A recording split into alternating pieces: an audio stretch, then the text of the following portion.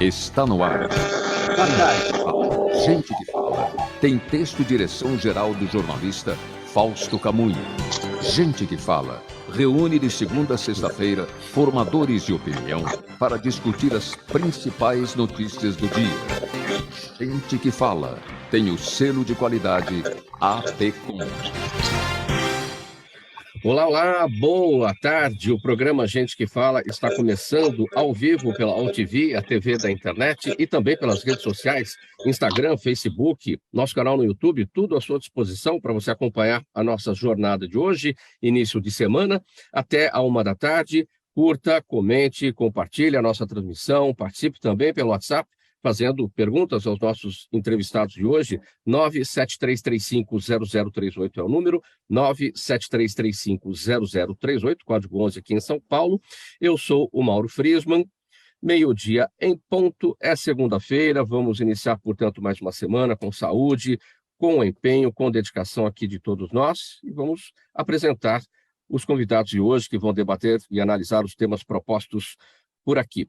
A gente recebe a Rayane Monteiro, ela é professora, coordenadora educacional da Rede Nacional de Aprendizagem, Promoção Social e Integração, RENAPSE. Ela está em Goiânia, ela está em Goiás. Tudo bem, Rayane? Seja bem-vinda. Boa tarde. Boa tarde, Mauro. Boa tarde a todos. Obrigada pelo convite. Obrigado pela presença. Também com a gente a Graça Xavier, especialista em Direitos Humanos e Políticas Públicas, integrante da coordenação da União Nacional por Moradia Popular, Rede Mulher e Habitat América Latina e Caribe, União dos Movimentos de Moradia de São Paulo e do Grupo Coalizão pela Vida. Graça, tudo bem? Boa tarde, seja bem-vindo. Boa tarde, Mauro. Boa tarde, Rayane. Um prazer estar com vocês aqui. Eu preciso pedir uma gentileza sua, Graça. Você consegue ficar mais centralizada na tela, por gentileza? Mais no meio da tela, como todos os demais estão. Tá bem? Muito obrigado. A gente vai aqui apresentar na sequência Gilberto Natalini, doutor Gilberto Natalini, médico, ex-vereador paulistano. Tudo bem? Natalini, bem-vindo mais uma vez. Obrigado pela colaboração com a gente sempre. Obrigado a você, Mauro. Um abraço à bancada, essa ilustre bancada de debatedores hoje, debatedoras. O senhor está em São Paulo? São Paulo. Muito bem.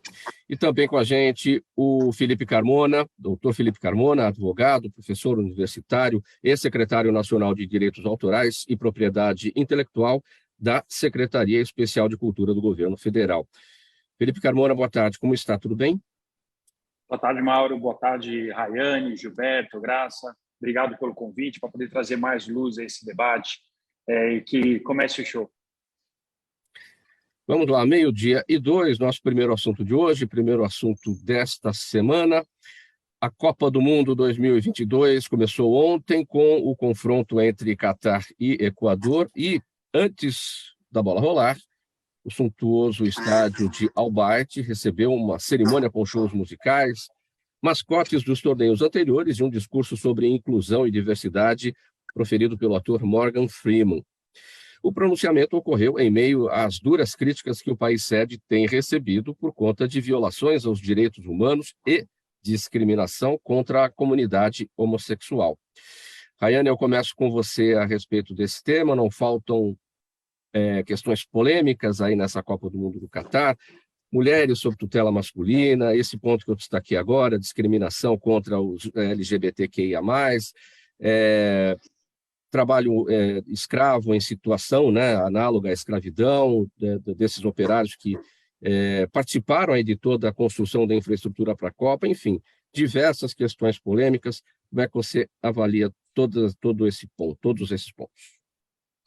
Bom, eu trabalho com educação justamente para jovens, para combater o trabalho análogo ao escravo. Então, eu acho que a Copa é uma oportunidade de a gente combater e divulgar de uma forma mais positiva. Estar no Catar com toda essa polêmica, eu acho que é uma oportunidade da gente trazer assuntos positivos, comunicar de forma positiva, trazer realmente aspectos mais positivos para que assim a gente possa, sim, disseminar no país, em todos os países que estão ali nesse momento celebrativo, que é uma Copa do Mundo, que a gente possa realmente ter momentos em que a gente pare de olhar esse aspecto negativo e a gente comece realmente a fazer ações que possam modificar e trazer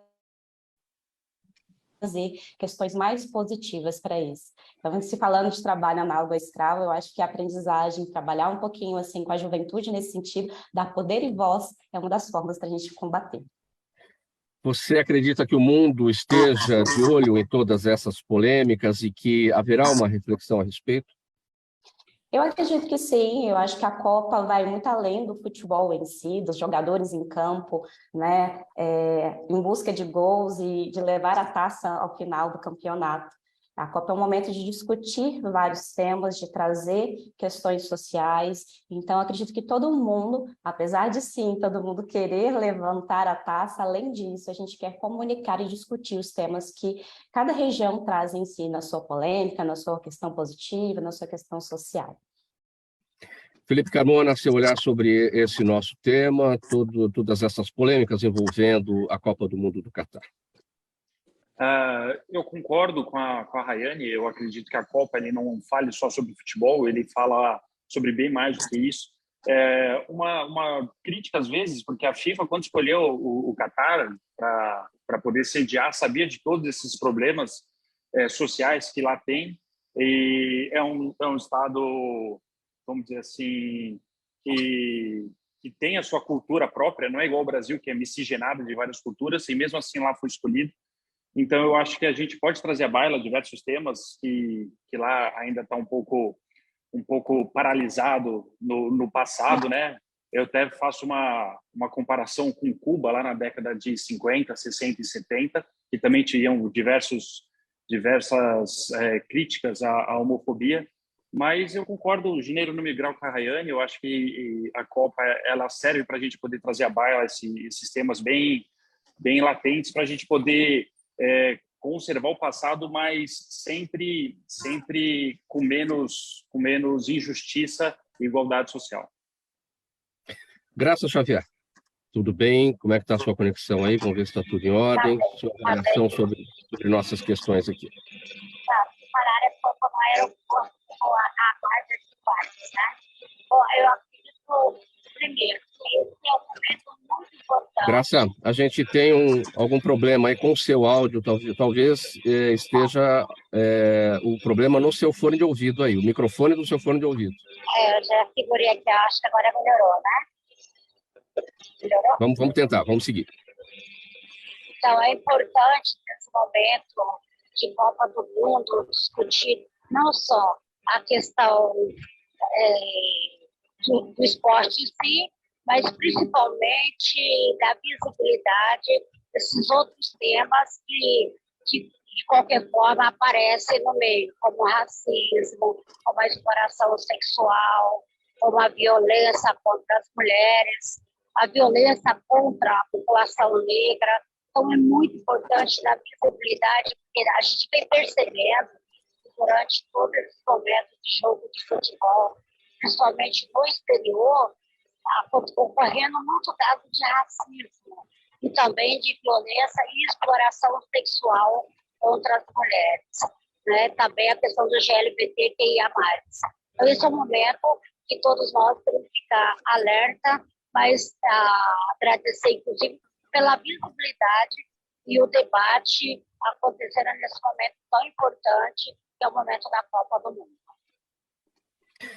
Gilberto Natalini, seu olhar sobre esse nosso primeiro tema de debate hoje aqui do programa Gente que Fala, essas polêmicas todas envolvendo a Copa do Mundo do Catar. Nunca a política esteve tão no foco, né, numa Copa do Mundo, brigando, né, rivalizando aí com o próprio objetivo da Copa, que é jogar futebol. Pois é, como tudo, o fato da Copa ter ido para o Catar tem um lado ruim, e tem um lado bom. Não é? O Catar não é só um país que persegue, um país de postura atrasada, que persegue homossexuais, que oprime as mulheres. O Catar, além disso, é uma ditadura. E as ditaduras são regimes que nós não podemos aceitar, sejam eles com a cor ideológica que tiverem. Nós lutamos e batalhamos pela liberdade e pela democracia. E o Catar não é um exemplo, assim como a Arábia Saudita, o próprio Irã, não é um exemplo de regime democrático no mundo. Mas o fato da Copa do Mundo ir para lá tira um pouco a cortina, abre a cortina e expõe ao mundo, né, o que o país é, expõe ao mundo o que o país é. Então, desse ponto de vista, é interessante, por quê? Porque obriga o governo do Catar e também aquele regime a se mostrar diante do mundo. E isso, o debate se abre de toda forma. Você vê a questão da venda de cerveja, né? Confusão que foi aquilo ali. Não se pode beber cerveja porque eles não toleram, não permitem o álcool. Eu acho que foi o saldo é positivo, Mauro, e demais debatedores e debatedoras. O saldo é positivo porque nós estamos com praticamente desnudo um regime de ditadura extremamente opressor em alguns pontos de vista, certo? Num país pequeno, porém muito importante pela questão do petróleo. Essa questão da proibição da cerveja em cima da hora, não é, Nataline? Não é o fato de... não é entrar no mérito, né? A questão do álcool, da bebida alcoólica, enfim, a questão de descumprir as regras que estavam acertadas entre a organização da Copa e a FIFA, né? Mas o mundo inteiro bebe cerveja. Isso é um hábito social mundial, né?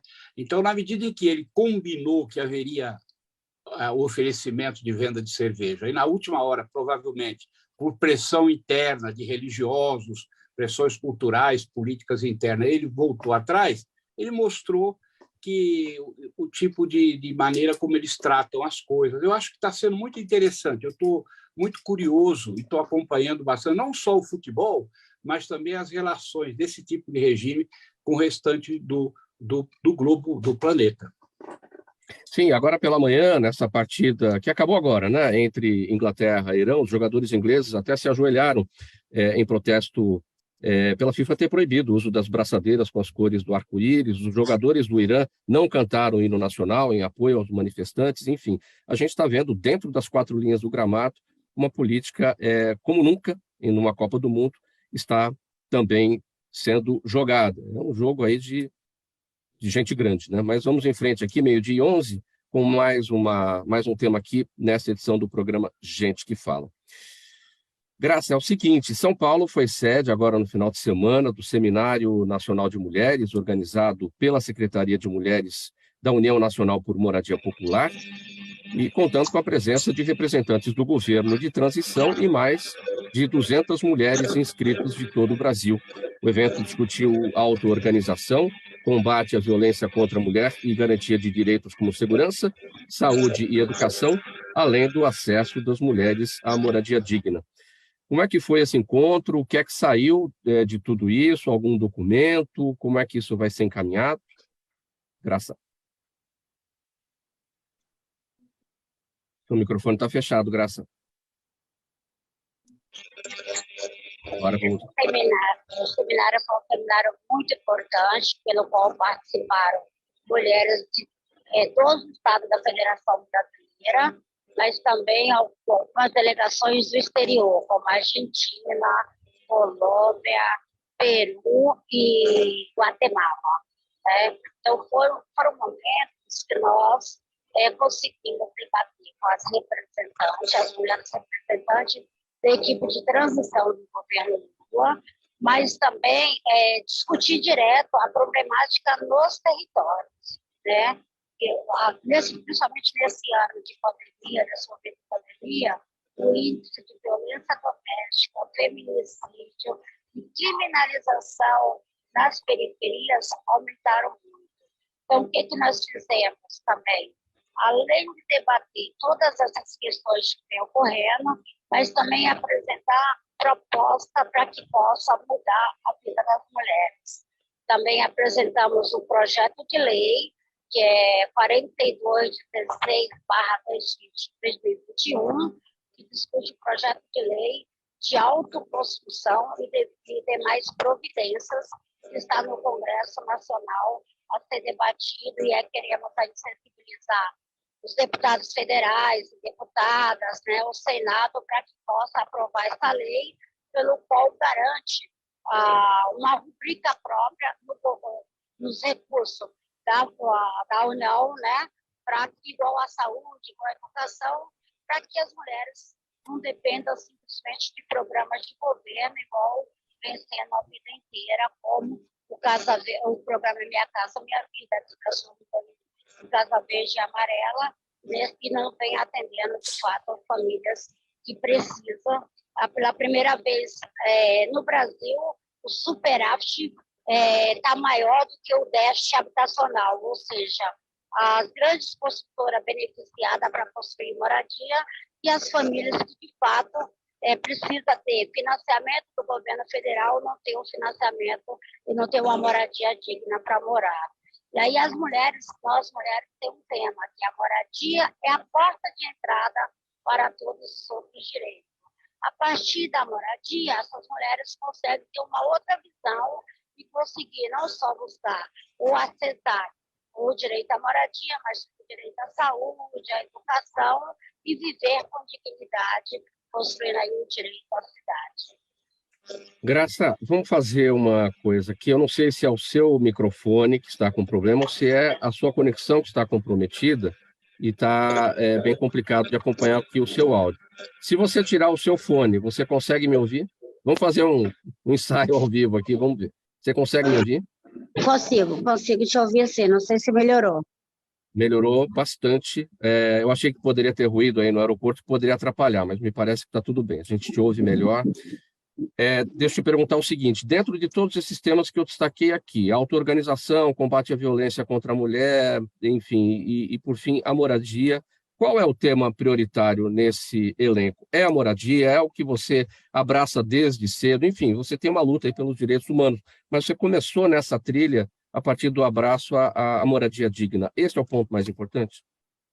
Esse é um dos pontos fundamentais, porque nós partimos do princípio que a moradia é a porta de entrada para todos os outros direitos. Então, a partir que a mulher adquire a sua moradia, ela consegue autonomia para avançar não só nos programas de saúde, da educação e na construção do direito à cidade, e uma cidade segura para as mulheres, repleta de infraestrutura, mas também de garantias de direito e para conseguir acessar esses direitos. Então, o ponto principal é garantir que o poder público coloque a rubrica própria para a construção de moradias populares aí para as mulheres solo, mulheres chefes de família. Você está no grupo dos representantes aí da transição de governo, não? Não, nós temos uma representante no grupo que elegemos para nos representar, que chama Evaniza Rodrigues, que a União Nacional elegeu, inclusive para poder discutir a temática da moradia, mas também do direito à cidade como um todo. Graça, qual é o valor de uma casa? Hoje, uma casa depende do estado. Aqui em São Paulo... Não o valor de custo, o valor, né? O valor de ter uma casa. Não a questão do custo da casa. Como simbólico, né? Como simbologia. Nós, mulheres, quando adquirimos a nossa casa, a gente, assim, é um valor... Tem 3 coisas principais que eu diria que é importante na vida da mulher. A moradia, acesso à saúde e à educação. Quando nós, mulheres, acessamos esses três pontos, isso nós conseguimos pensar não só em nós, mulheres, mas pensar no coletivo e pensar exatamente como nós, mulheres, incidimos direto nas políticas públicas na cidade, pensando em todos os segmentos, desde a população negra, do LGBTQIA+, e, enfim, jovens e pessoas idosas também. Rayane, vamos repercutir com você. Como é que esse tema da moradia passa aí pela RENAPSE? Moradia faz parte ali das bases da pirâmide de Maslow, né? Então, o quesito segurança. Então, o ser humano só está seguro, ele só tem aquela base para crescer se ele se sentir seguro, e a moradia é um desses quesitos. Falando de educação e dos trabalhos da Renaps, a gente busca, sim, trabalhar com os nossos jovens o direito à segurança, ao trabalho, ao lar. A gente visita, acompanha, para que eles tenham, sim, esse quesito segurança contemplado, para que eles possam, enfim, pensar também na educação. A gente se sente seguro, a gente consegue aí alçar outros voos e buscar outras, crescer ali naquela pirâmide mesmo de uma outra forma. Então, sim, a gente busca, assim, como a gente trabalha com ocupação e renda, eles aprendem desde de novos, dentro do programa, a como gerir a parte financeira e buscar, através dos seus sonhos, aquelas conquistas. E a residência é um dos sonhos dos jovens, uma pesquisa que a gente fez, a grande maioria deles tem o sonho de ter sua própria residência. Então, a gente vai trabalhando com eles dentro dos conteúdos, no trabalho do dia a dia, o como alcançar esse sonho, através do trabalho, da ocupação e da renda. Nataline, todos esses temas compõem aí o seu ativo político, né, que você deixou, foi vereador aqui na cidade de São Paulo e que certamente está sendo levado adiante pelos colegas aí no parlamento, na Câmara Municipal. Especialmente a questão da moradia digna, né? Você que trabalhou bastante aí nesse estudo nas áreas de mananciais, onde as pessoas, infelizmente, acabam ocupando espaço, justamente pelo déficit habitacional da cidade de São Paulo. Não sei se você sabe, talvez não saiba, pouca gente sabe. Eu participei, nós organizamos o primeiro mutirão popular de construção de casas da cidade de São Paulo. No ano de 1983, o prefeito era o Mário Covas, e foi lá no terreno da antiga fazenda dos adventistas, e nós construímos 1.000 casas populares em mutirão. Então, eu participei disso lá atrás com a Marinalva, com o Feitosa e outros companheiros, até que alguns já faleceram, mas desde aquela época que a gente, depois com o Eugito Boaventura, foi criada a Frente Paulista de Habitação, aquela ocupação que houve no 1º de outubro, participei muito lá em Guaianazes, lá a chamada Malvinas, que o pessoal chamava.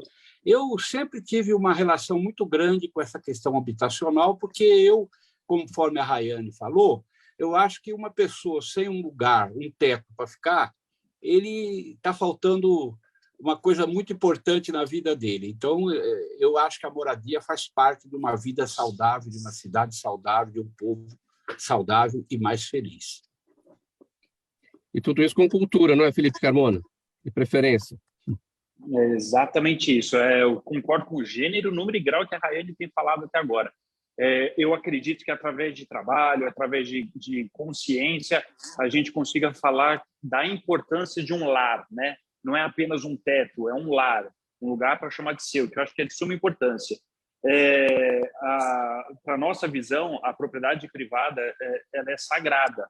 Então, por isso que nós defendemos tanto a existência de um lar, de um teto, e principalmente comungando com o pensamento para as mulheres, né? Tanto é que o atual governo sancionou 69 leis que protegem e favorecem as mulheres, principalmente a mãe solteira, né, que não está com seu companheiro.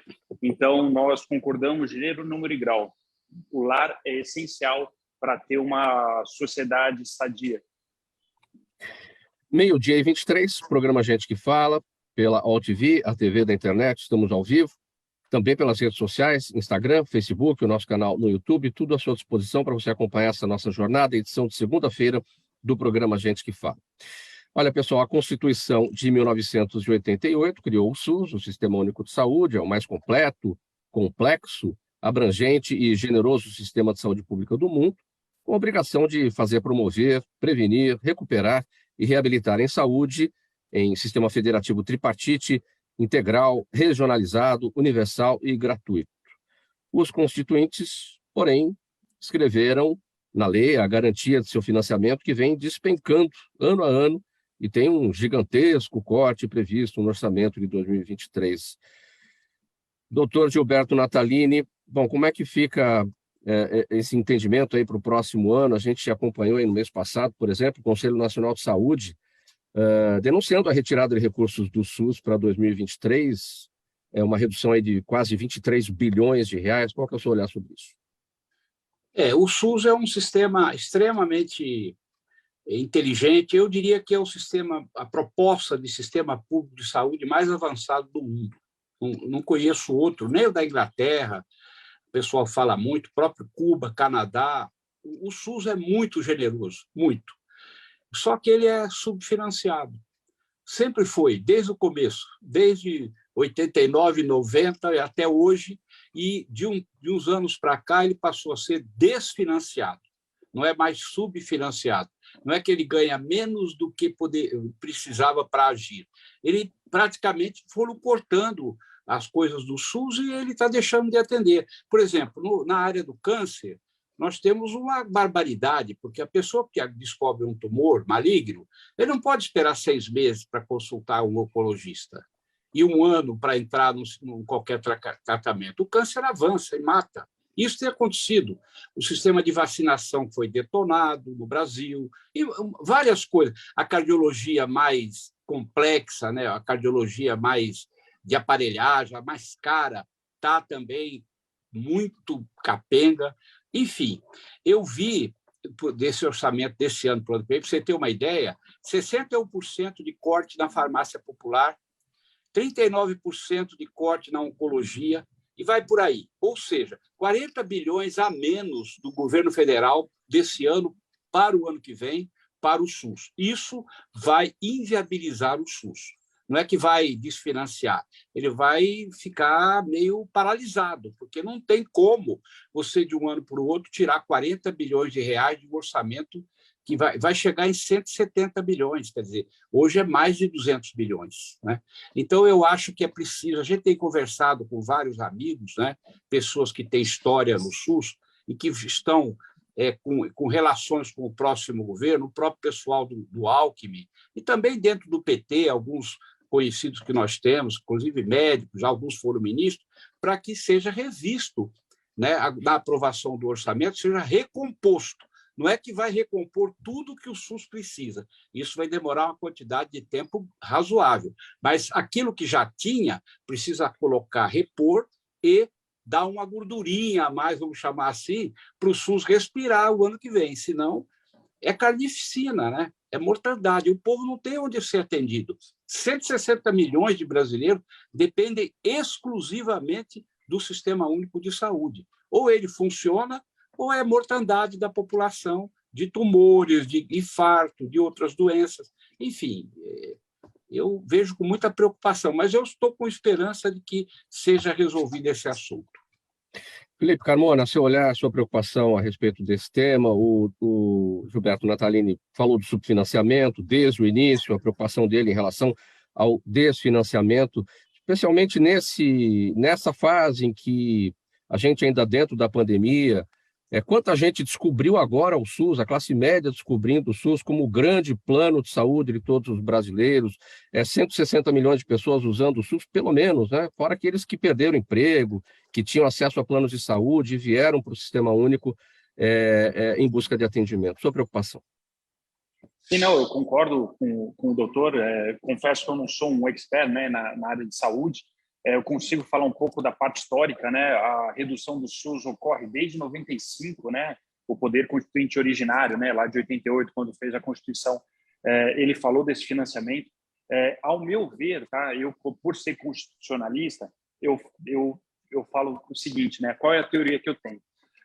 O SUS realmente ele está tendo essa diminuição de valores, mas existe um negócio chamado emenda impositiva, que cada deputado, por exemplo, ele pode destinar uma verba para onde ele quiser, né?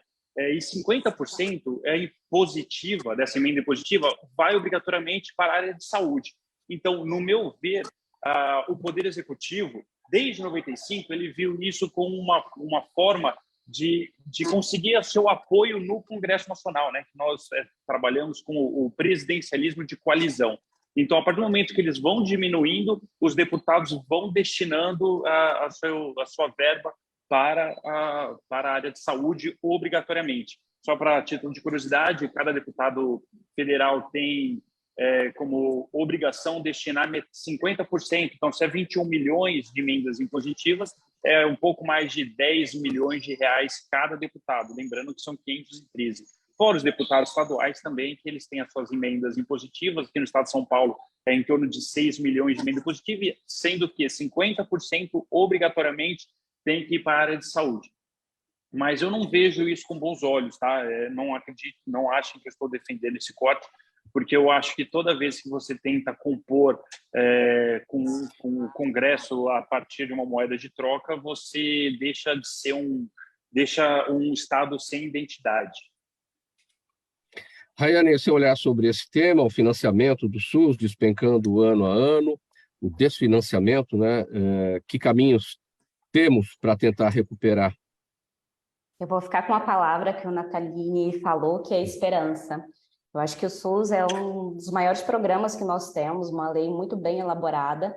Então, a gente tem que ter esperança que nós teremos uma boa gestão, que essa verba vai voltar a ser repassada, organizada, porque é o maior sistema de saúde que nós temos no mundo, né? Muito bem estruturado, onde todos os brasileiros têm a possibilidade de se consultar, de se medicar de uma forma gratuita, né? A realidade que a gente não vê e não tem em outros países. Então, se a gente não tiver esperança e, claro, lutar para que isso realmente ocorra, a gente perde algo que é essencial, que é muito bonito, que é do Brasil, que é o Sistema Único de Saúde. Então, sim, eu acho que a gente precisa de uma melhor gestão e sim, uma aplicabilidade melhor das verbas que são destinadas, né? Que a gente consiga melhorar aí os nossos recursos. Graça Xavier, você também está com a esperança do Gilberto Natalini? Com certeza nós temos esperança, sim, porque se a gente pegar aí esse período de pandemia, eu faço parte do grupo da Coalizão pela Vida, né? E a gente vem percebendo a diminuição de recurso e a dificuldade, principalmente da população que vive nas periferias, a falta de investimento para ter médico, para atender essa população, e inclusive medicamentos. Então, a palavra continua também na mesma linha, é de esperança, não só na área da saúde, mas na área da saúde, que o recurso está diminuindo cada vez mais, na área da educação, que o recurso também está diminuindo, e esse governo, atual governo, inclusive no orçamento para habitação para 2023, está quase que zerado o recurso para a construção de moradia, porque a saúde também tem a ver com a saúde mental. Se as pessoas não têm condições, não conseguem pensar e ver uma esperança futuramente para viver com dignidade, ou seja, a moradia, a saúde e a educação, e eu acredito que o SUS é o melhor programa que existe, não só no Brasil, mas no mundo, né? Que as pessoas podem, de verdade, acessar o médico, e mais que isso, há também um medicamento, porque nem todo mundo tem condições de comprar o medicamento, o preço que custa hoje. Então, eu tenho muita esperança, sim, que possa mudar e que o ano que vem a gente possa ter o SUS plenamente na saúde, na vida de cada uma de nós, principalmente da população negra que vive nas periferias, nas comunidades. E um desafio muito grande, não é, Graça, no sentido de a gente ter que fazer um ajuste. Quando você pega a área, por exemplo, de alta complexidade do SUS, em que nós somos referência para o mundo inteiro naquilo que é oferecido para tratamentos de alta complexidade, levar isso para a porta de entrada da UBS, aquela porta ali onde as pessoas vão com uma dor de cabeça, que vão tratar, às vezes, um resfriado, e em muitos momentos acabam tendo grandes dificuldades por lá. Transferir essa expertise que nós temos na alta complexidade lá para a porta de entrada também. É um desafio nesse aspecto, né? Com certeza, porque nós percebemos, somente nas comunidades mais carentes, como para as regiões norte, nordeste, mesmo aqui na região sudeste, a dificuldade que as pessoas têm de acessar o SUS e acessar o medicamento gratuito. Eu tenho percebido assim, a quantidade de mulheres que estão têm avançado na doença do câncer de mama, do câncer de útero, e inclusive assim, coisas básicas, como pressão alta, tudo isso, e que não consegue nem o medicamento, muito menos o tratamento, por falta de investimento de recurso por parte do governo federal. Isso, assim, a gente estava vivendo esses 4 anos de total desânimo, né? E agora a gente tem uma esperança e está brilhando, voltando a brilhar uma esperança para que a gente, é claro que não depende só do governo, nós, população, a sociedade civil, temos que pressionar para que não tire, né, da gente aquilo que a gente já conquistou com tanta dificuldade, que é o programa do SUS, que eu tenho certeza que é o melhor programa que existe, que é o Programa Único de Saúde no Brasil. Faltando 26 minutos para 13h, programa Gente que Fala no ar, ao vivo pela AltV, a TV da internet e também pelas redes sociais. Uma parada breve, mensagem do nosso apoiador, é rapidinho, a gente já volta com a sequência dos temas por aqui. Até já. Toda ação estratégica de sucesso tem um componente fundamental, um instituto de pesquisas ético, rápido e preciso. Afinal, é ele que vai fornecer informação confiável, sem achismos e palpites. E isso, numa época de mudanças rápidas e repentinas, é fator crítico de sucesso. A Orbis é um instituto de pesquisas que une precisão e confiabilidade estatística com a mais alta tecnologia de pesquisas do mercado. Tem inteligência artificial, robótica, big data, entre outros recursos, para que você tenha uma informação correta, confiável, com o menor custo e no menor tempo possível. Na sua próxima ação, seja ela corporativa ou política, comece pela Orbis, porque com a informação correta você vai mais longe, mais rápido e com mais segurança. Estamos de volta, 12h35, programa Gente que Fala no ar, ao vivo pela AltV, a TV da internet e também pelas redes sociais, Facebook, Instagram, nosso canal no YouTube, você acompanhando essa nossa jornada de hoje por aqui, com a análise, o debate com os nossos entrevistados. Felipe Carmona, a presidente do Supremo Tribunal Federal, ministra Rosa Weber, repudiou os ataques a integrantes da Corte em sessão plenária no Dia Internacional da Tolerância, celebrado na semana passada. A magistrada disse que a liberdade de expressão, um dos princípios básicos da Constituição Federal, não serve de justificativa para hostilidade e agressões. E o tema vem ganhando repercussão após ordens de retirada de publicações e cancelamento de perfis nas redes sociais. Muito bem, Felipe, olha, liberdade de expressão, liberdade de opinião, aquele direito de manifestação que todos nós temos, claro, sem violar direitos dos outros. Como é que você avalia? Mauro, esse tema eu falo com muita propriedade, né?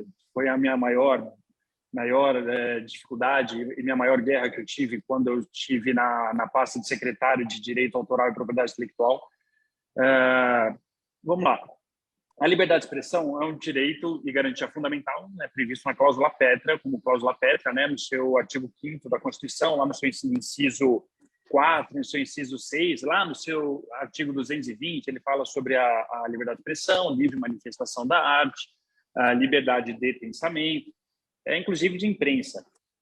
Mas esse direito é absoluto? É óbvio que não, né? Nenhum direito é absoluto, né? A gente pega qual é o principal direito da Constituição, é o direito à vida. O direito à vida é absoluto?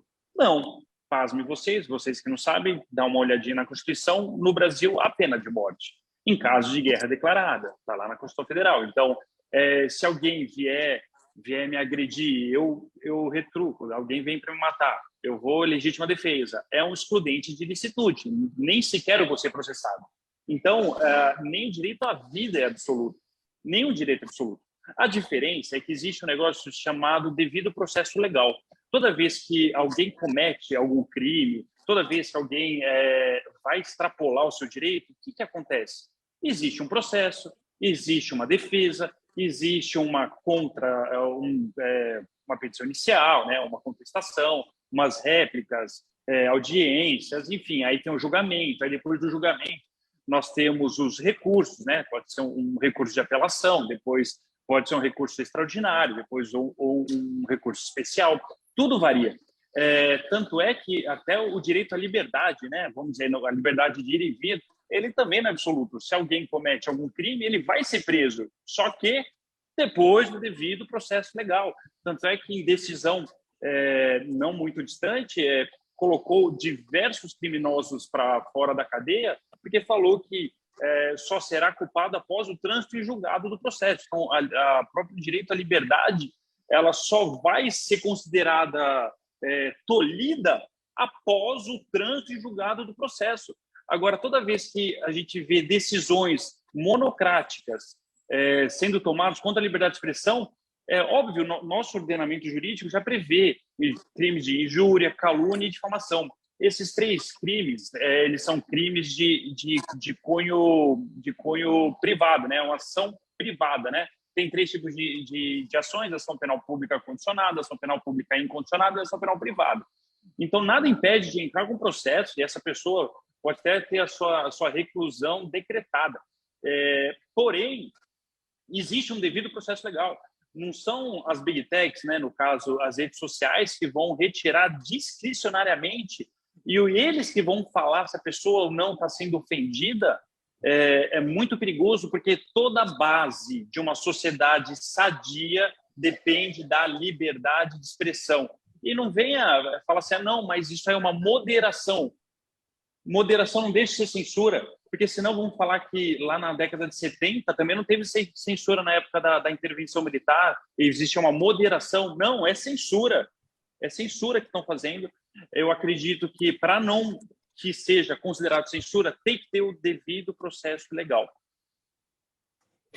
E quando essa liberdade de opinião ela é apoiada em temas que não são consensuais, Felipe, a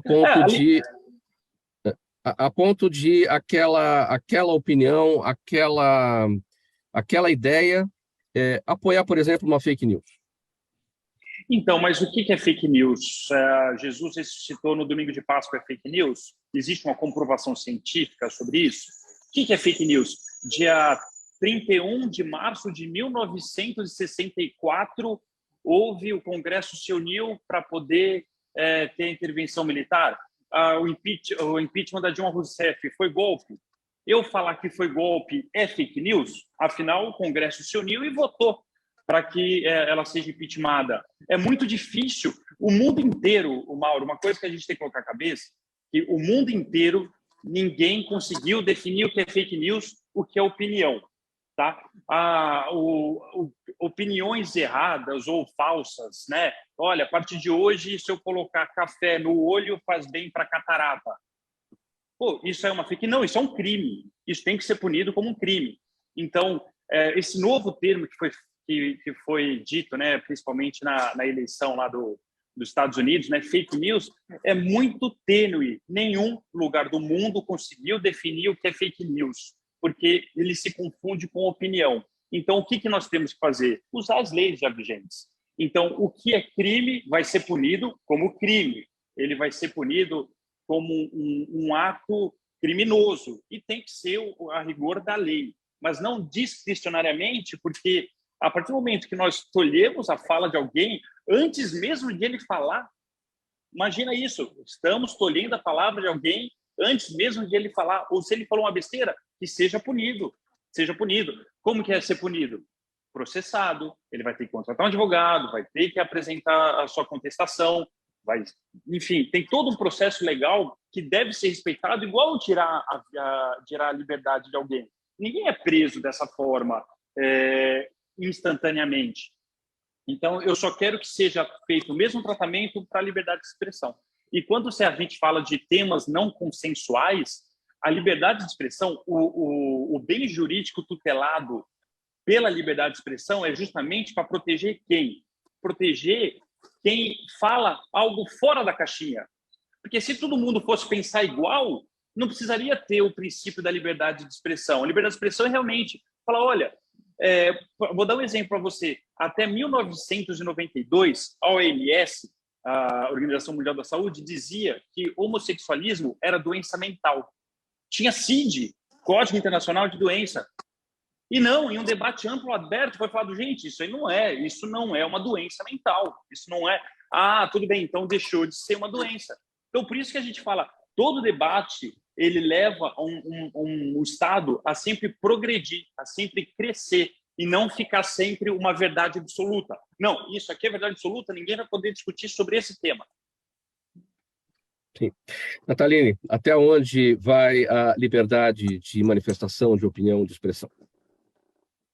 Bom, Mauro, você e todos que me conhecem relativamente mais próximo sabe que a minha vida inteira eu lutei pela liberdade. Eu sou um defensor da liberdade, não só para mim, mas um defensor da liberdade para todo mundo. Eu fui 20 anos vereador na Câmara e eu sempre defendi o debate aberto, franco, livre, às vezes acalorado, não é? Entre ideias diferentes, sempre defendi minhas teses de maneira muito veemente, né? Enfim, quando eu não conseguia convencer que eu estava certo de que aquilo estava errado, eu ia procurar a justiça para defender minha tese. Então, eu sou um cara polêmico, eu não sou um cara, né?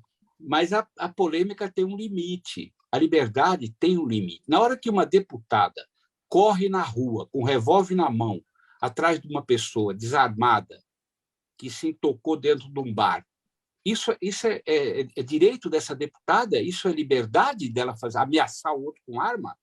Na hora que um sujeito vai numa festa de aniversário de um opositor político, armado, e dispara não sei quantos tiros e mata a pessoa, isso é justo? É liberdade? Essa é a liberdade que a gente quer para o Brasil?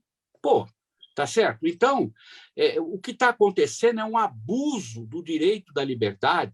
Eu, na rede social, eu sou muito ativo, eu fui várias vezes ameaçado de morte nas redes sociais. Nós vamos acabar com você, nós vamos te pegar, nós vamos te... Entendeu? Eu acho que isso, a Constituição não permite isso. Então, o que tem que ter é bom senso. Às vezes, a justiça, ela extrapola, isso é verdade. Eu já vi a justiça extrapolar várias vezes, mas é preciso ter firmeza e bom senso para barrar esse tipo, mesmo aqueles que pregam a derrubada do processo democrático e a implantação de uma ditadura militar. Isso aí, a Constituição não permite, se conspira contra a República. Então, esse equilíbrio é que tem que ser encontrado, certo? Com calma, com serenidade, com firmeza, com combatividade, sim. Agora, você obstruir uma estrada e tocar fogo no leito de uma estrada para impedir o vai e vem das pessoas, isso é liberdade de expressão? Poxa, então nós perdemos o senso do que é o direito da pessoa ser de um jeito ou de outro. Isso não é liberdade, na minha opinião. Tudo que extrapola, que vai para a violência, para o ataque, para a ameaça de morte ou para o assassinato, na minha opinião, tem que ser combatido com muita firmeza. É minha opinião. Antes de ouvir a Rayane, acho que você quer replicar, né? Eu ouvi você fazendo um gesto aí. É isso ou não, Felipe? Mas se quiser eu posso replicar depois, eu vou anotando aqui. Tá, Rayane, esse equilíbrio sobre o qual falou o Gilberto Natalini é o que está difícil de ser encontrado a essas alturas dos acontecimentos com o grau de polarização que a gente vem observando, né? Está difícil de ser encontrado, mas eu acho que não é impossível. Acredito que a gente tem sim o direito da liberdade de expressão, de divergir ideias. Acredito que aqui nessa sala, nesse programa, cada um tem a sua opinião, mas o errado não é ter opinião diferente, né? Opiniões diferentes, mas a forma de expor a sua opinião. Eu acho que a gente tem que expor tudo de uma forma muito tranquila, muito educada, muito empática. Eu acho que a educação é a base de tudo. Eu posso ter opiniões diferentes de todo mundo que existe nesse país, mas se eu souber me comunicar de uma maneira muito passiva, no sentido de ser educado, de pregar o amor, de ser positivo, eu consigo sim ter a minha liberdade de expressão garantida e garantir que o outro também tenha essa liberdade. Então, eu acho que tudo ali, a base de toda a nossa conversa é educação, é respeitar o direito do outro para que o meu também seja respeitado. Felipe Carmona, você fecha o tópico para a gente passar para o próximo? Claro, concordo. Mais uma vez, estou concordando gênero, número e grau com a Rayane, com o doutor Gilberto. Eu concordo também, praticamente tudo que ele fala. Também não concordo que seja chamado, ou qualquer pessoa, de fascista, também não concordo que seja chamado determinada pessoa de genocida, falando que determinado criminoso errou uma facada, que deveria ter sido um pouco mais para cima, ou que não fez um bom trabalho, um determinado criminoso, colocar fogo nas ruas. E eu também discordo, do mesmo jeito que eu discordo quando o movimento Sem Terra também fazem isso, também colocam ou invadem propriedades e botando fogo. Só que eu discordo de forma categórica, sem ver. Sabe, existe um negócio no Brasil que eu fiquei 2 anos no governo Bolsonaro, no governo federal, e eu vi que o Brasil ele não se divide entre esquerda e direita. Ele se divide entre o certo e o errado. Ponto final. Nem tudo que determinada pessoa faz, ou de determinado grupo, ou de direita ou de esquerda, é 100% certo, e nem sempre é 100% errado, nem tudo de esquerda é 100% errado, nem tudo de direita é 100% certo. Então, quando a gente faz uma crítica sobre botar fogos em vias, tem que ser criticado os dois lados, porque senão fica muito fácil a gente só criticar um lado, parece que só um lado erra, não, os dois lados podem estar errados. Eu principalmente, né, eu falo nós, né, vou falar eu defendo a democracia, eu não acho que tem que ter uma intervenção militar no Brasil, não acredito que tenha que ser, eu acho que não tem que ser igual ao de 64, que só tinha 2 lados. Eu acredito que se o militar for governar o país, tem que ser através de um ato democrático, através de uma eleição. E só para finalizar, eu concordo também com o Roberto, que eu vi alguns posicionamentos dele, ele é uma pessoa bem ponderada, e ele respeita muito a liberdade de expressão. Pessoal, faltando 10 minutos para 1h da tarde, o nosso próximo tema aqui com a Rayane é o seguinte: 12 estudantes das cidades de Goiânia, Trindade, Avelinópolis, Palmelo, Goianésia e Rubiataba foram selecionados pelo projeto Embaixador DEMAR, desenvolvido pela Renapse, e embarcaram no último dia 11 para uma jornada de intercâmbio cultural na Europa, passando, olha só, por Lisboa, Barcelona e Bruxelas. A experiência inédita é promovida pelo programa Aprendiz do Futuro, que tem como objetivo dar oportunidades de capacitação e formação para jovens de baixa renda. Rayane, dia 11, né, que eles embarcaram, então essa galerinha já voltou, né? Hoje é dia 21, né? Sim, nós voltamos na sexta-feira. Foram 12 meninos aí, das dezenas de milhares que nós temos espalhados pelo Brasil, mas um projeto específico aqui em Goiás.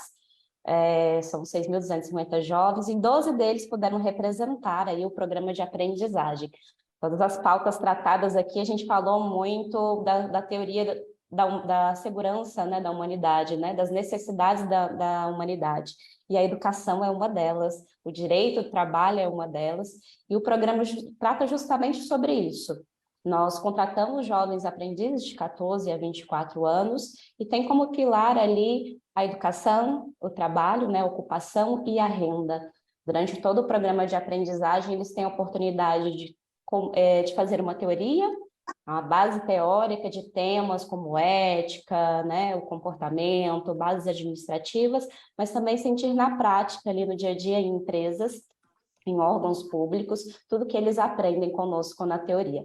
É um benefício para a empresa, que vai qualificar uma mão de obra, né, vai poder integrar esse jovem na sociedade, dar uma oportunidade para o mercado de trabalho, e é um benefício, acima de tudo, para os nossos jovens talentos, né, que têm essa oportunidade de se aperfeiçoar, de ir em busca dos seus sonhos e de tudo aquilo que eles pensam e querem para si, para o meio que eles estão inseridos, para a família onde eles estão inseridos. Então, a gente fez esse programa, esse intercâmbio cultural, eles tiveram a oportunidade de trocar experiências com outros 12 jovens lá de Barcelona, trabalhando o quê? O empoderamento juvenil. Eu acho que os jovens são a nossa voz ativa, né? E são os nossos agentes de transformação da nossa sociedade, do nosso amanhã. É isso que significa DEMAR, né? O amanhã.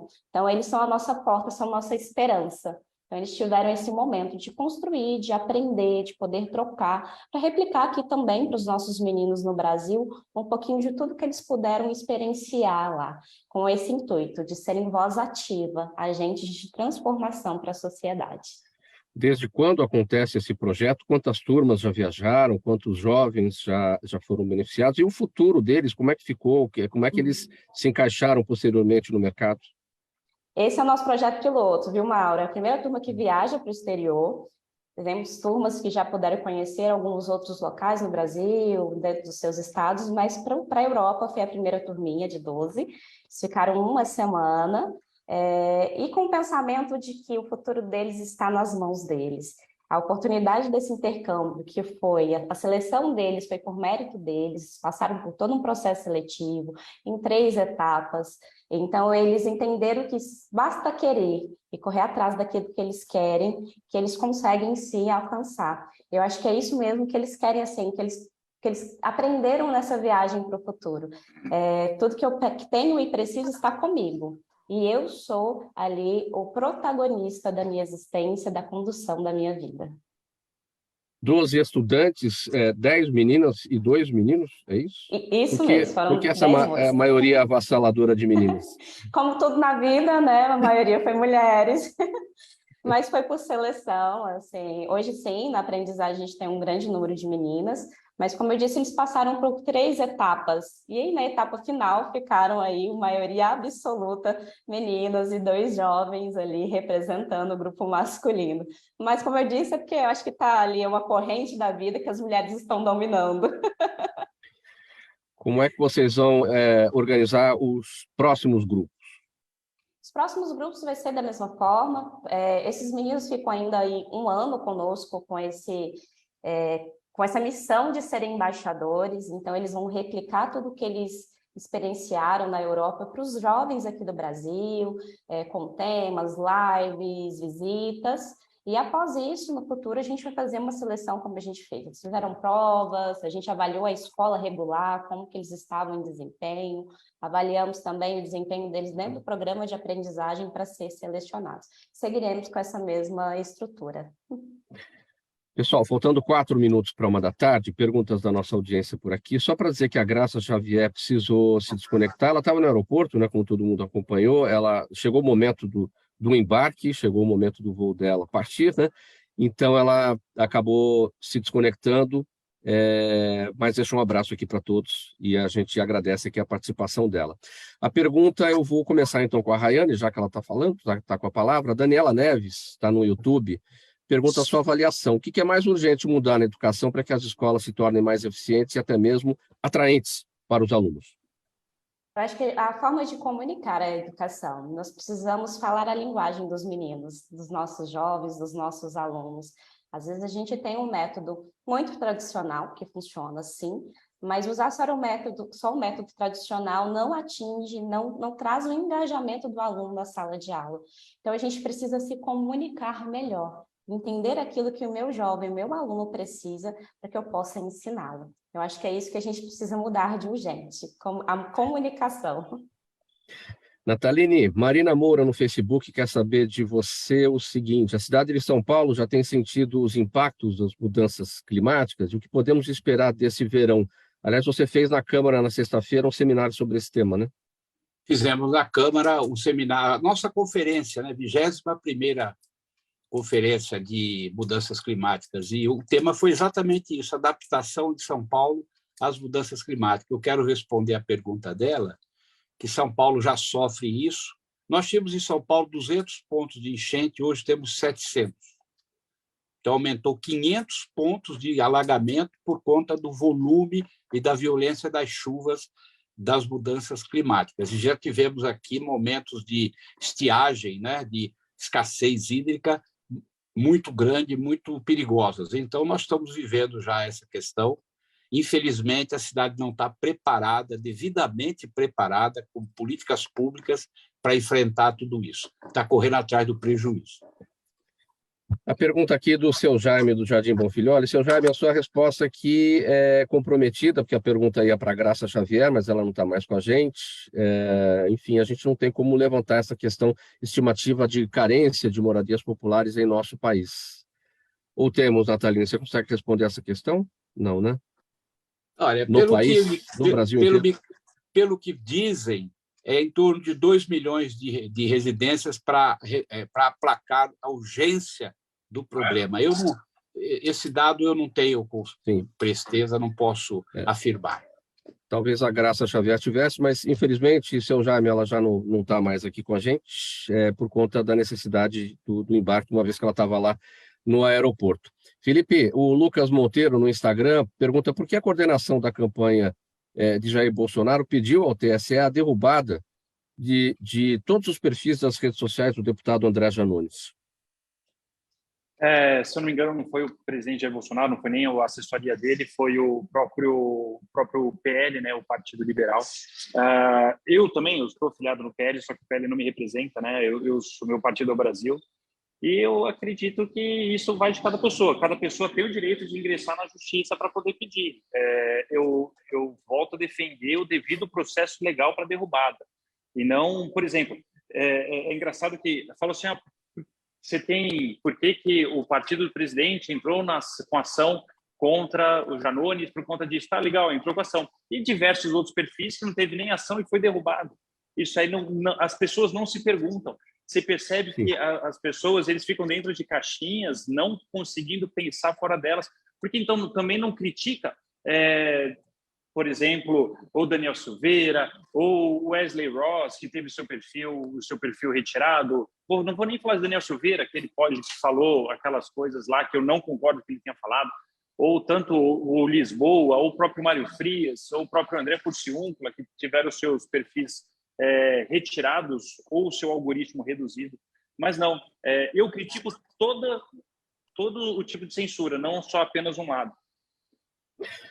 Pessoal, vamos pôr um ponto final nessa edição do programa Gente que Fala de hoje. Um agradecimento a todos vocês, em nome da equipe do programa Gente que Fala, Dr. Gilberto Natalini, médico, ex-vereador paulistano, a Rayane Monteiro, lá em Goiânia, professora, coordenadora educacional da Rede Nacional de Aprendizagem, Promoção Social e Integração, a Graça Xavier, especialista em Direitos Humanos e Políticas Públicas, que já embarcou ali no aeroporto, e o Felipe Carmona, advogado, professor universitário e secretário nacional de Direitos Autorais e Propriedade Intelectual da Secretaria Especial de Cultura do Governo Federal.